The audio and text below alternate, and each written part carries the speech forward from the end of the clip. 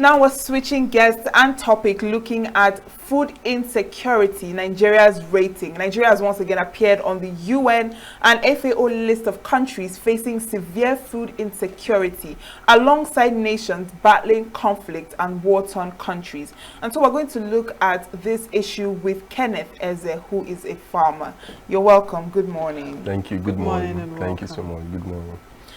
So how do you see this ranking by the UN and FAO? How accurate would you say is this ranking, and what does it say about Nigeria's food situation? Yeah, it's very disturbing. You know, the fact that we are not doing anything about it, in as much as there are some things in place to make it look like Nigerians are doing something, but I bet you we are not.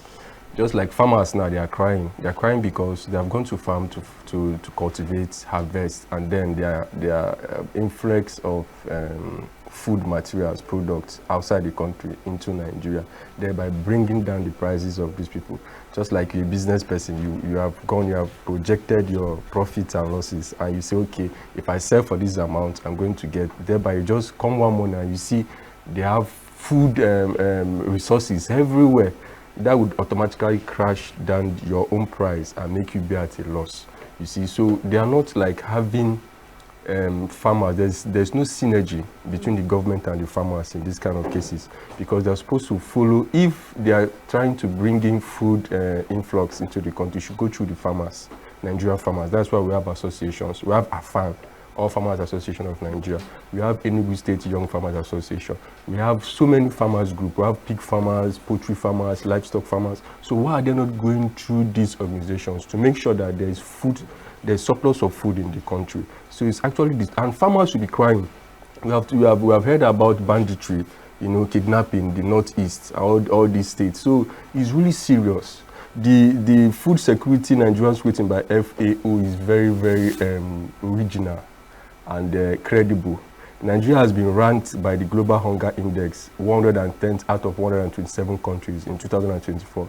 It also reports that an estimated 26.5 million people are expected to face high levels of food insecurity in 2024. So that was 20. So now it has increased, you know. So and we just heard about the abduction recently. So these things would make farmers not to go to farm. If they are serious about this, they should first of all solve the problem of insecurity. You know, these herders farmers clashes every day is tiring. It makes farmers. We have even one on my desk, right? I'm president of Enugu State for Young Farmers. There's somebody that went to a farm to cultivate, planted everything. I even sold her the corn, the maize that she planted. When everything was raised down, and I brought it to the desk of the GSS. They are saying that she should prove that it was Fulani herders that did that. You see, so it's crazy. We are not yet serious with these things, and it's kind of disturbing. Then it leaves me to say agriculture is under a siege. Seriously, if the government, I don't know, but you know, when he came in, he said the cassava, abado, dodo, and we are thinking, okay, agriculture is the end thing. Even our governor, His Excellency Dr. Barrister Peter Ndubisumba, came and said the same thing, that one of the ways he was going to move the GDP from $4.4 billion to $30 billion is through agriculture. But now, you know, they share these things and they say you should go to your ward, go to your local government to go and get farmers' input. It makes it look like a political thing. Okay, so let's look at the climate-related problems that could actually contribute to the agricultural productivity and food availability. Right now, I think we've moved to the Harmattan season. Dry season. Like the dry season. So how do these things also impact our food productivity in Nigeria? Okay. It's funny because, you know, we use the calendar for the dry season farming from the north here in the east. You know, this period of time now in the country, they share inputs like maybe pumping machines, solar panels, so that you can do irrigation farming due to the rain has ceased. It's no longer raining. But right now, you see, farmers are waiting for them to share these inputs, you know, get these things to them. But it will be maybe January or February when the rain has started coming. That's when they now share. You see, so it doesn't tally with the time rates here. I know there are these things in place to help farmers, give them incentives, to encourage them, but it doesn't tally, it doesn't go well. And sometimes when they share these things, so the only thing is that farmers should, on their own associations, to contribute money together and do irrigation system of farming. Yes, dig well. Thank God Enugu has water. Do we? Yes, kind of, but not the one promised by someone. But if you dig the ground, you see water, right? And we have boreholes. You have to dig very deep. You have to dig very deep, depending on the location. So dig deep, you get water. You do irrigation system of farming using your solar panel. That is the only way to caution this dry season farming right now. And then the climate change you made mention about. Nigerians here, we don't farm smart. We don't farm using, just like when you put on your television, you see they will be telling you weather reports. What happens? Farmers don't do that. They don't listen to weather reports. They don't even believe in that. So it's still something that they should do something about. Meet them one-on-one and ask them, why don't you believe in these things? Do you mean that they are not more knowledgeable than you, or you don't believe their reports? So farmers should farm smart. Then the nitrogenate, right? The people that give that report should make sure that they work with farmers also. Carry them along. That is the only time they can believe in you. Now, you mentioned something about irrigation farming, and one of the solutions you preferred was farmers coming together to contribute money to have these things in place. But also considering the reality of the average Nigerian who is struggling to put food on their table and just navigate just rising cost of everything, do you really think that farmers can afford, I don't know, I believe that this irrigation is quite a substantial amount of money to do. So do you really think it's something feasible that most farmers can key into looking at the economic situation right now? It's feasible, actually, but it's just that farmers are being discouraged most times in these things, because I just mentioned about the losses in the prices of food. And I don't know, farmers are supposed to be the wealthiest, the richest in Nigeria, but it's not obtainable. It's not what we are seeing here. But outside the countries, Western world, you see farmers being very rich. But due to now, like I said, I don't really know what is happening. It's very disturbing. So farmers, except you want to be a processor, because you are part of the value chain. We have production, processing, marketing, distribution, even export. So if you're part of any of these value chains, you're a farmer. So what they do now, if farmers, the production stage, don't go to the farm to farm and get these things, there will not be other value chains like the processors, the marketers, and the exporters. So that is why the production suffers now. That is why it looks like they don't make money. The only people that still farm are people that are passionate about farming, because they see it as a calling. They must provide food for the citizens to eat and stay alive. But you see, it takes just a little while before they can give up. I think their faith is waning out, it's really going down. So they should do something about that. Farmers should just try. And I also encourage farmers, one of the ways to make money is don't focus majorly on production. You can process, add value to your product. That can even help us in storage. One of the things that this post-harvest losses is because we don't have warehouses, storage facilities. Things we just get, tomatoes, fresh food will just spoil like that because there is no good, adequate, sufficient storage system in Nigeria. We are supposed to be having food in and out of seasons. Mango, this corn that you are seeing every time you eat maize, having it all through the year. If you have a very good preserve, even mango, you drink your mango juice, right? But you drink your mango juice every time of the year, right? But when you want to get the mango fruit, you wait for certain. You see, so Nigerians should actually look into these things. How do we preserve these things to make sure that there is food for everybody? Farmers too should be encouraged. They should look at not just the production, processing, packaging, and exportation, and even import too. If I think they have opened the borders for importation. Actually, they should look into that too.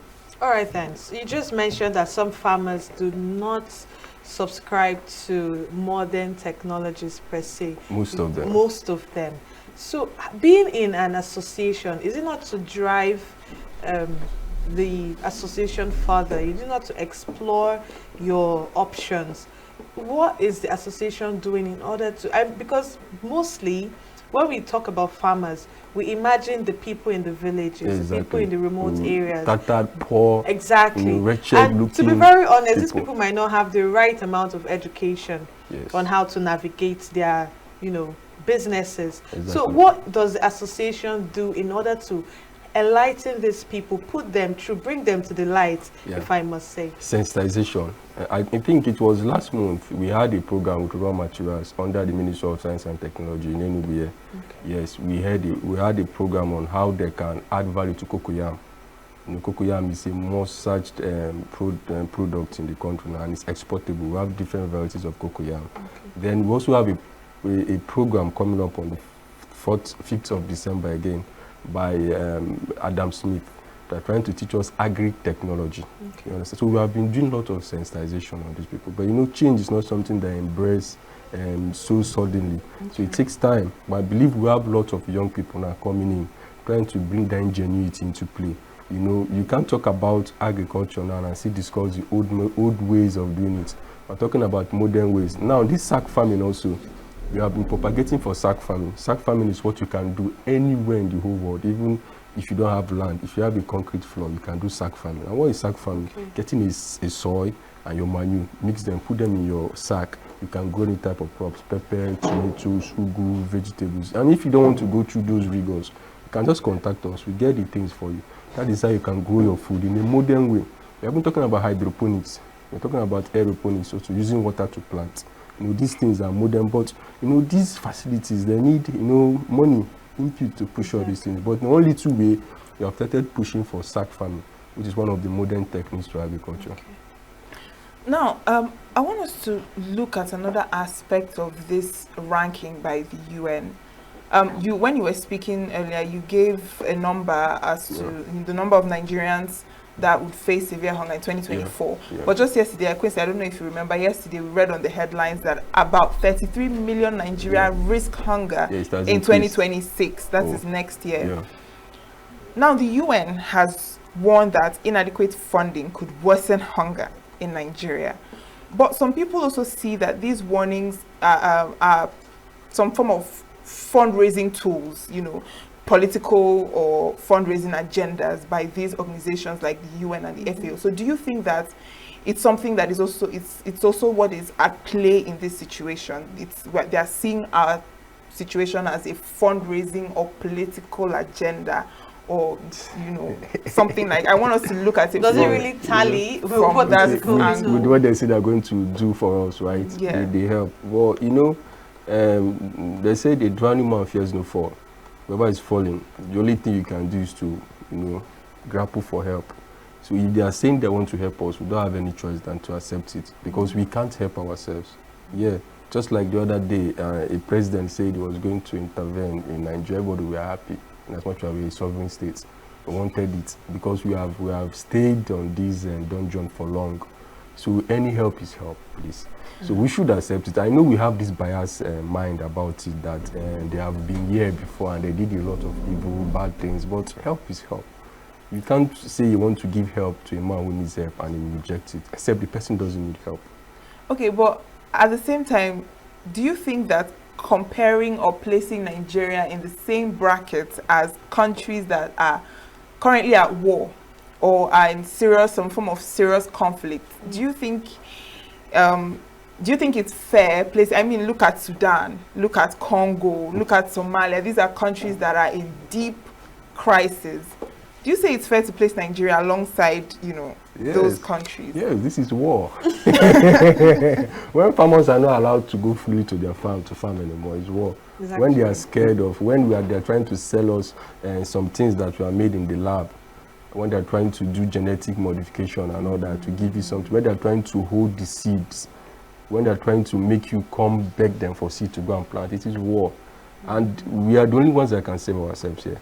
We should go back to start saving those old seedlings that have been there, because God in itself has created everything to have its seedlings in itself. So if a seed should be gotten out of something else, then it's modification. It's not seed again, it's bio-made. So it's war. This is warfare. So you're saying that we are at Nigeria now, we are at war. Exactly. Nigerian food insecurity is rated as serious by the Global Hunger Index. It's a serious thing. But the thing is, I wonder why people are not looking into this thing. The only thing that, if war should erupt now, they're not going to come with guns and bombs and all that. They will just siege the importation of your food. And you starve to, God forbid. So we should try to look into that. Is why I'm saying everybody should know how to grow a plant, grow a crop, grow something. What is there? Put a seed on the ground, water it, allow it, expose it to sunlight, get your photosynthesis, and it grows. you feed yourself for the meantime.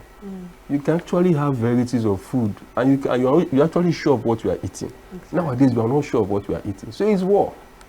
It's warfare. So let's look. When Obasanjo was the president of Nigeria, I'm talking about 1999 till about 2007, he had this policy of, you know, having a garden in your compound. You have to grow. He actually put agriculture first before oil. He's a farmer. Yes, exactly. He understands agriculture very well. Do you think going back to that is going to be a better option other than focusing on oil and then putting agriculture on the list? Exactly. Yes, it's going to be the best think? for us. Is it the best thing for us? It's the best thing for us. Agriculture first, before every other thing. You know, we have a lot of natural resources, not even oil. So we are focusing on oil, leaving other natural things that we have. You know, we have gold in Plateau. And funny enough, you see, these northeast states like Borno, Adamawa, Yobe, that they normally have these kidnapping, banditry crisis. You see, we have natural resources embedded there on the ground. So you see, you can actually, you know, cross the dots that there's something playing. And they are doing this thing as a sham while things are going on the ground. So it's word already. But the fact that we are not seeing it as that, we are just being so nonchalant, it's a big problem for me. It's a big problem. And now there are a lot of things I can't say here because of censorship and all that. Yeah. So I mean, there have been multiple government interventions when it comes to this agriculture. Sometimes we see that they've gone to a local government to empower the people, maybe give them seedlings or hoes and cutlasses and the likes. In your assessment, how would you rate government intervention in the agricultural sector, and how far would you say it has gone so far? How would you say it has contributed? Would you say it has contributed to the current crisis, or would you say that it has helped alleviate the situation in one way or another? You mean the government support? Yes, the government support or government intervention. I don't know why I find these things funny, but then I went to a TV station, ESBS. Yeah, I told them that after my session, I gave them this option of calling the regional manager for exports to this program, and also calling the House Committee member on agriculture to this program also. Yes, and ask them some questions. You know, the government cannot just be doing something and they say they are helping the farmers, and the farmers are not aware of these things. You know, so farming is something that is very clear. If they play, they show in the pigeon palace. So if I should give you 1 bag of seedlings, I should be expecting some bags after from the harvest. So if I've given farmers, you know, quantity of seedlings to go and plant, I should at the end of maybe 3 months, if that season is 3 months or 6 months, get some returns for you. So there should be a follow-up. There should be a proper, you know, track record. Okay, you have distributed so amount of seedlings to these farmers, and they are real farmers. You have seen their farmland and they are working. So let's expect that by the end of 6 months, we should get these bags of food in return. We should have a big food bank, a warehouse, where when we get this surplus, we store them and we share. So these things are not in place. So that answers your question. I don't think it's really helping. It's not actually. If they really want to do it, they should come down and ask questions. They should try and meet the real farmers, people that have farmland, not political farmers. You know, most times they look at a farmer. Me, when I tell someone a farmer, they're like, you're not a farmer. I'd be like, okay, what do you mean? You want me to look tattered, wretched, looking poor? No, we're trying to change that mindset. It's not about looking poor and all that and suffering. Gone are those days. We just need to farm smart. Make sure I'm making money. So farmers don't even know how to track their profits and losses. They just want to farm because they have this joy in growing things and they sell. But we need to know, if government is saying that they want to empower farmers, there should be a follow-through also. We have empowered you, we're expecting certain amount of feedback from you. Give us this certain amount of product so that we can track our progress on these things. So let's look at the GMO foods, these genetically modified organisms. Do you think this could be another way forward, or we could just turn out to be prisoners to this thing? No, this GMO is a heated discussion so far. You know, there are people for against, but it all started from a very genuine reason, to caution the effect of hunger. Like the growing population, they're trying to meet their demands because the supply is not enough. You know, we are growing, and we're now saying, okay, how do we meet up with these things? Some people now went to lab to get these things, genetically modified things, so that it can meet up with the rate of supply. But we can see now that we could also serve as a warfare.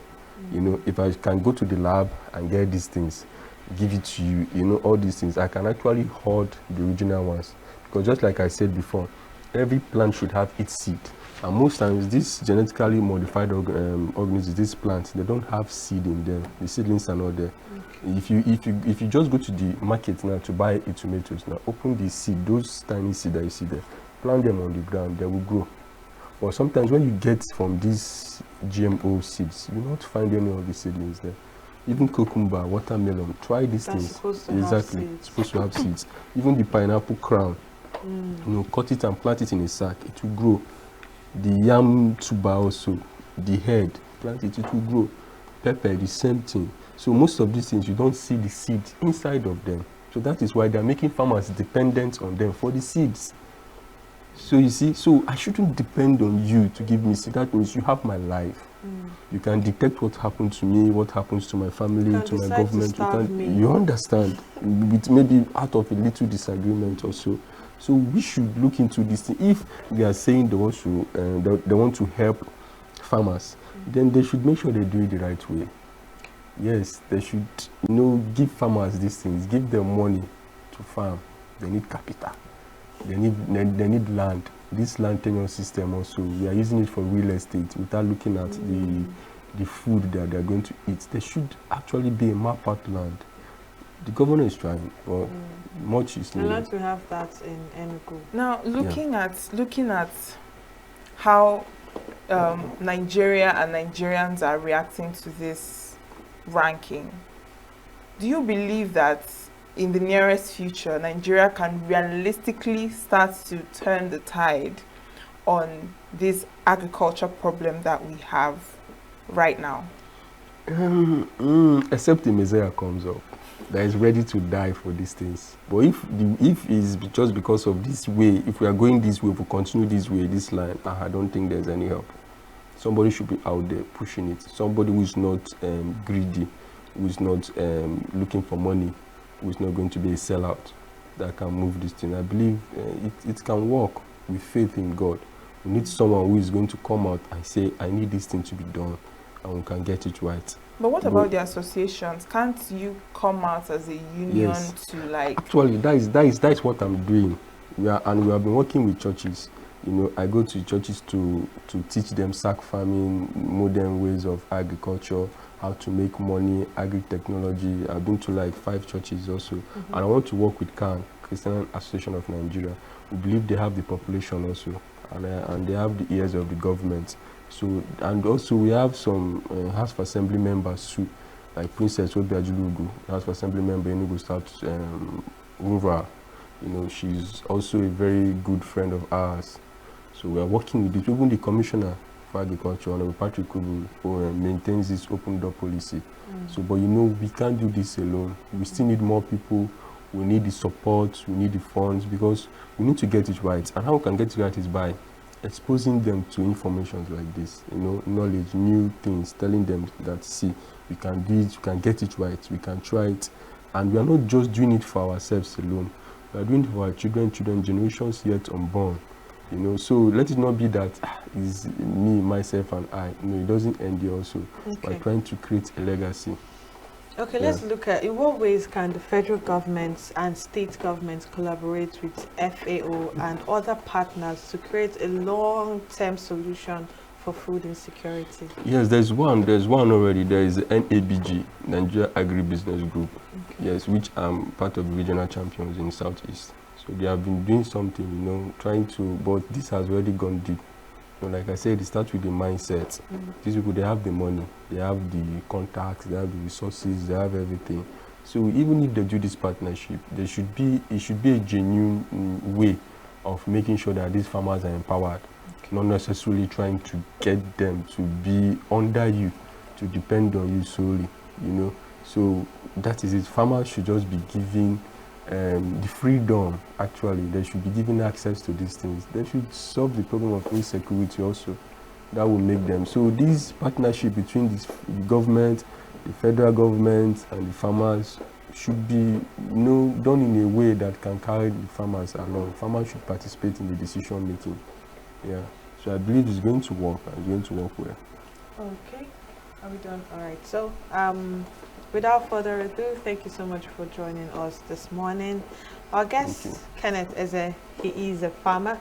Or is it said not an entrepreneur, right? No, he's a farmer, and the conversation is on the food insecurity, Nigeria's rating by FOA. And this is a thing of concern. And just one thing I would like to say is, if you have a little space behind your house, just plant whatever it is you can. Exactly. No matter how small. Exactly. From even the water you use in washing, but just pour it there. It could just germinate, and you don't know what you could be saving yourself from at the same time. Thank you once again, Kenneth. Thank you so much, Mr. Kenneth Eze, for joining us this morning. And that is our package this morning on Signature Morning from our Enugu studios. Make sure to stay tuned as our Abuja studios will be coming right up. I am Uchenna Chimbi Oluoha.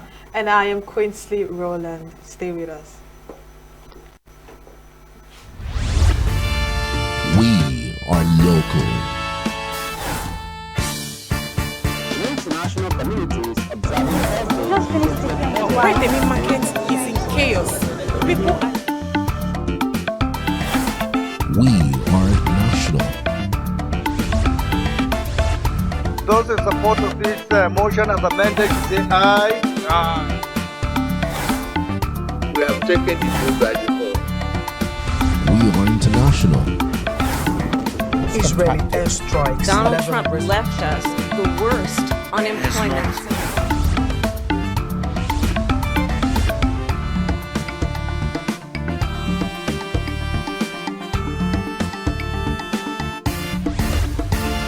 Signature TV, news in your pocket.